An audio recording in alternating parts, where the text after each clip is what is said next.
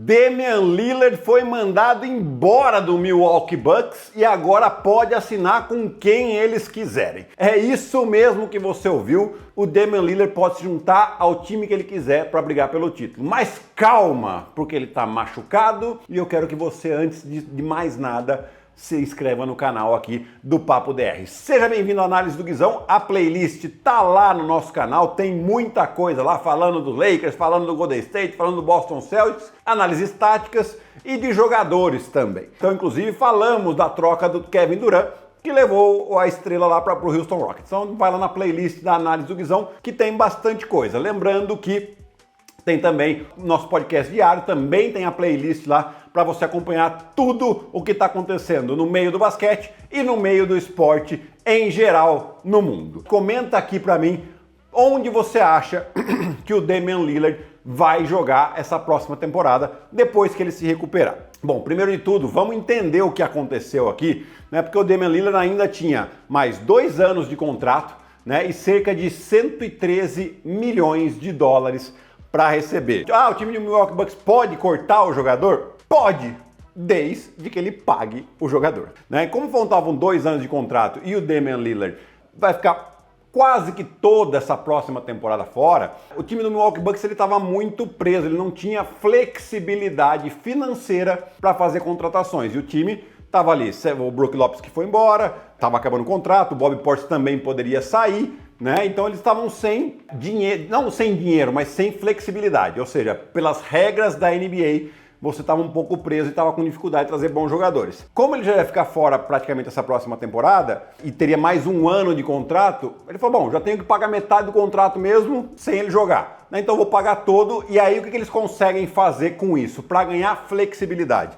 Em vez de eles pagarem 113 milhões em 2 anos, eles vão pagar em 5 anos, 22 milhões e meio aproximadamente cada ano, né? E aí você ganha essa flexibilidade, tanto que eles conseguiram trazer o Miles Turner, né? Roubaram, entre aspas aqui, o Miles Turner do Indiana Pacers, rivalidade, enfim, teve bastante coisa nos últimos anos entre Milwaukee Bucks e Indiana Pacers. E agora o Damian Lillard, ele vai poder assinar com quem eles quiserem. Mas por que eles quiseram, além dessa questão financeira? Teve um rumor aí de que o Damian Lillard pediu para fazer a recuperação próximo da família. Para quem não sabe, o Damian Lillard ele foi para Milwaukee, trocado lá pelo Portland, e a família acabou ficando em Portland. Ele se separou da mulher, ele ficou longe dos filhos, ele teve um momento em que ele estava mal de cabeça, né? Não estava bem de ânimo, vamos colocar dessa maneira, né? Não vou falar que ele estava depressivo porque eu não sei, né? Não sei se ele chegou a ter uma depressão, mas enfim, isso aí é assunto para outra coisa.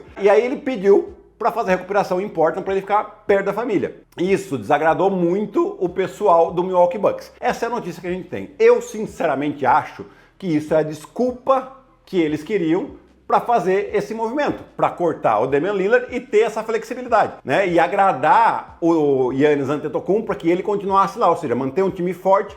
Assim eu consigo manter o Giannis Antetokounmpo aqui sem que ele peça para ser trocado. Então, para mim foi isso que aconteceu. Aproveitaram essa desculpa e cortaram ele, fizeram esse negócio aí que é o maior buyout da história, pelo menos por enquanto, né? Por que eu falo por enquanto? Porque tem também o caso do Bradley Beal, que também tem um contrato grande, tem mais 1 ano, tem 1 ano a mais de contrato, ou seja, seria um buyout talvez ainda maior que esse do Damian Lillard, mas nunca a gente tinha visto um buyout de mais de 100 milhões de dólares. O Damian Lillard agora ele vai completar 35 anos no dia 15 de julho, né? Ou seja, já não é um garoto e vai voltar de uma lesão de um tendão de Aquiles. Ou seja, uma lesão que é difícil, leva tempo, mas como a lesão aconteceu no finalzinho ali de abril, né? Então se a gente colocar ali que em 10 meses ele possa voltar, mais ou menos ali em fevereiro talvez ele já esteja em condições de jogo. O que daria para ele?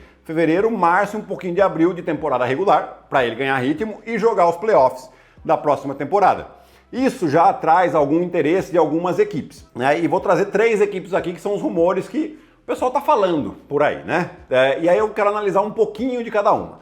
Começando com o Golden State Warriors, né? O Golden State Warriors parece que é um dos times que está interessado, porém o Golden State já tem o Stephen Curry, o Jimmy Butler, o Draymond Green, são todos jogadores veteranos, 34, 35, 36, 37 anos. Se você traz mais um jogador, então você já tem 4 de possíveis 5 titulares acima de 34 anos. Então já começa a envelhecer um pouco demais a equipe, você precisa de ter gente que corra para você. A temporada NBA, ela é puxada. O segundo ponto que eu acho é que ele tem uma função meio parecida com a do Stephen Curry, que é um arremessador de 3. Ah, mas não pode jogar com 2 arremessadores? Pode. Porém, o Stephen Curry não acredito que ele seja um mau defensor, mas também não é um grandíssimo defensor. O Lillard, eu acho que defende até menos que o Stephen Curry, né? Então, para que você vai correr esse risco de ter 2 jogadores com funções parecidas e comprometendo talvez a sua defesa? A não ser que o Damian Lillard aceite um papel vindo do banco, né, para ser aquele cara que substitui o Stephen Curry, eventualmente o Jimmy Butler, para jogar um time mais rápido, né, mas por alguns minutos, não tanto tempo, ter Damian Lillard e Stephen Curry em quadra. Você pode eventualmente trazê-lo, né, porque tem um ponto importante aqui, que o Lillard, como ele está garantido aí pelos próximos 5 anos, 22 milhões e meio, ninguém toca nesse dinheiro que é dele, né, ele não precisa assinar um contratão, mesmo porque nenhum desses times aqui vai ter muito dinheiro no teto salarial para poder oferecer para ele. Então você pode trazê-lo e eventualmente usar algumas peças de jogadores de rotação para fazer uma troca e trazer um jogador para fortalecer o garrafão, por exemplo, do Golden State Warriors, né? Mas eu sinceramente não acho que essa é a melhor opção pro Lillard, tá? Outro time que parece que está interessado é o Los Angeles Lakers. Aliás, Los Angeles Lakers, qualquer jogador bom que aparece no mercado, Los Angeles Lakers tem interesse, né? É sempre assim, a gente já tá vendo isso há bastante tempo. Mas aqui eu também acho que é uma situação parecida com a do Golden State Warriors. Você já tem ali o Luka Doncic e o Austin Reeves. Ah, mas ele não é melhor que o Austin Reeves? Lógico que ele é melhor que o Austin Reeves. Mas achar que ele vai fazer muito mais ponto do que o Austin Reeves fazia é se enganar. Por quê? Porque você tem o Luka Doncic que fica com a bola na mão, você tem o LeBron James que fica com a bola na mão e você tem também um DeAndre Ayton, também vai ter um volume dele próximo à cesta. Então assim, não dá para esperar que o Lillard, no momento em que ele puder jogar, ele chegar e vai fazer 25 pontos por jogo jogando ao lado de todos esses jogadores. Não tem tempo e não tem bola suficiente para isso. Então talvez seja uma opção do Lakers trazê-lo, ver como é que está a recuperação,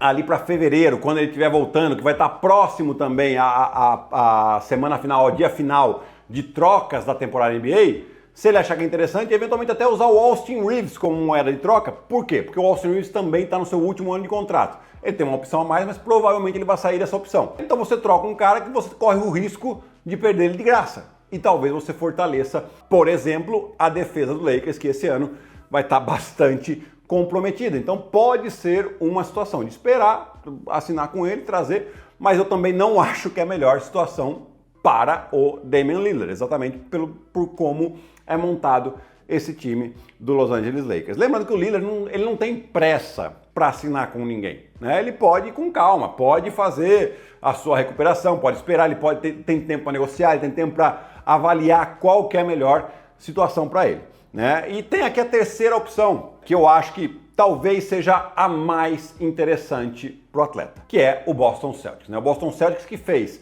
uma limpa, está fazendo uma limpa aí no seu elenco por causa exatamente dessa questão do salary cap. Eles estavam muito estourados, então eles mandaram o Porzingis para Atlanta, eles mandaram o Jrue Holiday para Portland, trouxeram o Anthony Simons, que está em último ano de contrato também. Ele entra nessa temporada aqui em último ano de contrato. Pode ser uma peça interessante, mas eles podem também usar o Anthony Simons para uma eventual troca e reforçar ainda mais o elenco, baixando ainda mais o salary cap do time, né? Então você tem ali uma situação que você pode, da mesma maneira que o Lakers, ir jogando com o time que você está ali, e até janeiro, fevereiro, conforme vai a recuperação do Lillard, você pode pensar em trocar algum jogador que esteja no seu elenco para fortalecer alguma posição que você veja necessária durante a temporada, ou até mesmo eventualmente um problema de lesão que algum jogador tenha, e você tem o Lillard ali para jogar ao lado do Jaylen Brown, ao lado do Derrick White e possivelmente uma volta do Jason Tatum. Aí tá o problema. Tem Jason Tatum e Damian Lillard voltando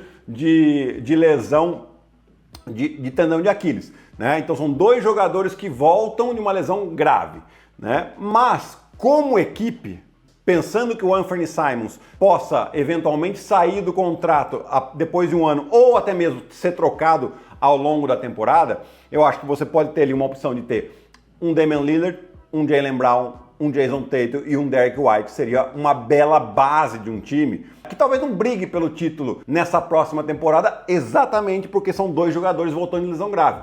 Mas que se você consegue dar um contrato de 2 ou 3 anos para o Damian Lillard, né, um contrato baixo porque ele já tem um bom montante garantido, pode ser que o Boston consiga aí fazer do limão uma bela limonada, né, baixando o seu salary cap e se mantendo extremamente competitivo. Então, para mim, seria essa a melhor situação. Tem até declarações não, tem rumores de que Jason Tatum e Damian Lillard gostariam de jogar juntos, né? Isso não vai acontecer tão já, mesmo que o Lillard acerte com o Boston, porque, como falamos, os dois estão voltando de lesão de tendão de Aquiles, o que é bastante grave. A gente sabe que tem também essa desconfiança de jogadores que voltam de lesão de tendão de Aquiles, mas a gente está vendo aí que o Kevin Durant voltou num alto nível, continua jogando, a medicina avançou bastante e eu acho que os dois, se o Boston Celtics, se o Boston acerta com o Lillard e eles veem que eles têm chance de brigar por alguma coisa, é possível que os dois possam jogar ainda na próxima temporada. Fala pra mim aqui no vídeo o que você achou,